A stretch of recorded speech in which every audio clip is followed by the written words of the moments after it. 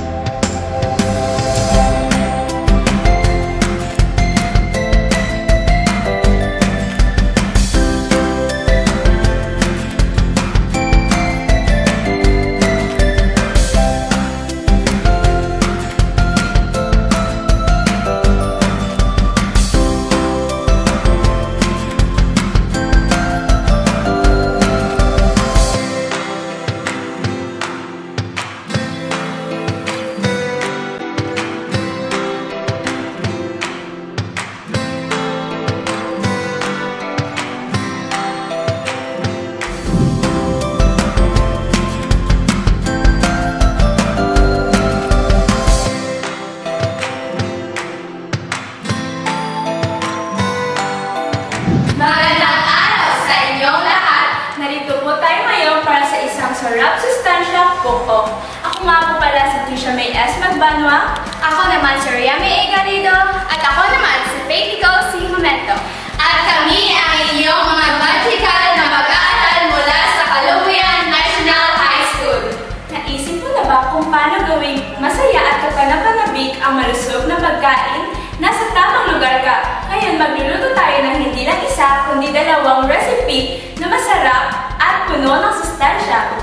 Ano nga ba ang natutunan nyo sa Magisarap Sustansya Kaneskwela? Bilang isang mag-aaral, dapat natin tandaan na importante na hindi lang basta-basta masarap ang ihain sa hapag. Ito rin ay masustansya at abot kayang meals sa kusina. Dapat rin isaalang-alang natin na kompleto ito sa Go, Grow, and Glow. Ganyan ang pinggang Pinoy. Kaya balanse pa ito sa sarap, balanse pa sa sustansya. Wow! Yan na matalino ang kusinera. Pero huwag natin kalimutan, ang paghahanap ng gulay ay parang beauty contest. Kailangan may criteria. Narito ang mga hakbang para sa una nating lulutuin. Unang dish: Chicken Chop Suey Supreme!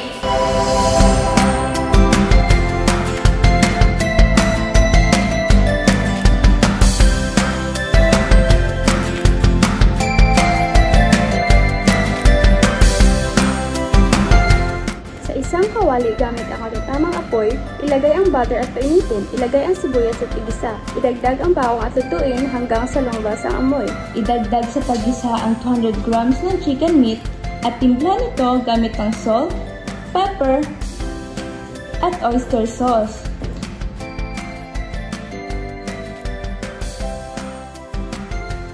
Sunod namang idagdag ang carrots at sayote. Lagyan ng Maggi liquid seasoning, chicken cube, at Maggi magic sarap.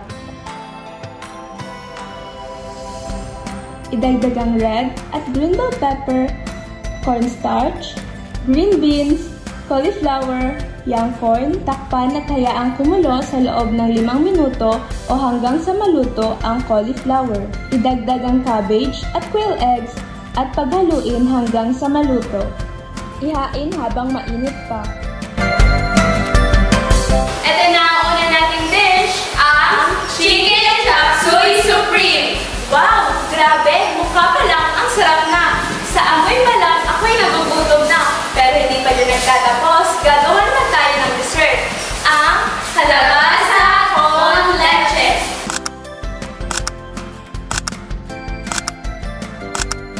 Ito naman ang mga sangkap na ating gagamitin. Una, isang lata ng Nestle Condensada, 2 cups na evaporada, 1/3 cup na white sugar, 6 na piraso na itlog, 1 teaspoon ng vanilla. At ang panghuli, ang pinaka-highlight sa ating ingredients ay ang kalabasa. Pakuluan ng kalabasa hanggang sa lumambot at ito ay i-mash.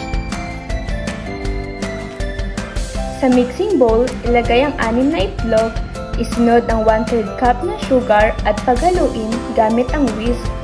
Hanggang sa matunaw lahat ng sugar, ilagay ang 2 cups ng evaporated milk at isang lata ng condensed milk, paghaluin at isunod namang ilagay ang 1/3 teaspoon ng vanilla.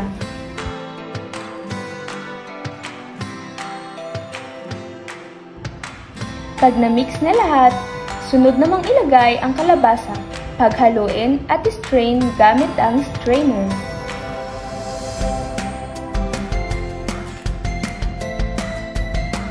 I-set aside ang mixture at sa molder ilagay ang 4 tablespoon ng sugar at ito ay i-caramelize. Pag na-caramelize na, maaari na nating isalin ang ating mixture. Takpan ng aluminum foil at ilagay sa steamer for 20 minutes.